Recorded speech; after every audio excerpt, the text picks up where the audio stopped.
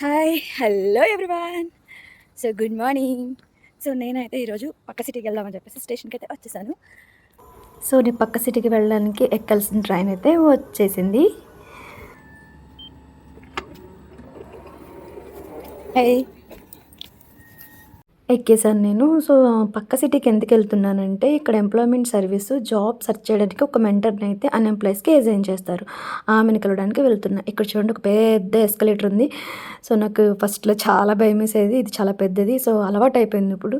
So train track వచ్చేసి under గ్రౌండ్లో ఉంటుంది. సో మనం పైకి వెళ్ళాలంటే లిఫ్ట్ కానీ ఎస్కలేటర్ కానీ యూజ్ చేయాలి. ఇదే నేను ఆమె ఇక్కడ ఈ సిటీలోనే ఉంటుంది. సో ఆమెను కలవడానికి అయితే వెళ్ళిపోతున్నాను. సో ఫస్ట్ అయితే రిసెప్షన్లోకి వెళ్ళిపోయి ఆమె పేరు చెప్తే ఇక్కడ వెయిట్ చేయండి అన్నారు. సో నేనైతే రిసెప్షన్లో కూర్చొని వెయిట్ చేశాను. 9కి నా మీటింగు.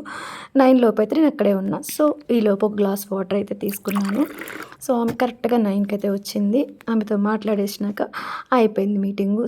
సో ఆ మెంటర్ వచ్చేసి నాకు ఒక మ్యాగజైన్ అయితే ఇచ్చింది. ఇదేంటంటే స్వీడన్లో జాబ్ సెర్చ్ ఛాన్సెస్ ఎలా ఇంక్రీజ్ అవ్వాలో సో కొన్ని టిప్స్ అయితే కొన్ని స్టెప్స్ అయితే ఇందులో ఉన్నాయి. మ్యాగజైన్ చదవమని నాకు సజెస్ట్ చేశారు. సో ఇది ఇంటికి వెళ్ళి చదువుకోవాలి నేను. సో ఇది అండి ఈరోజు వీడియో. సో ఇంటికైతే వెళ్ళిపోతున్నా. నా ట్రైన్ అయితే వచ్చేసింది. Thank you for watching. Back to home. By by.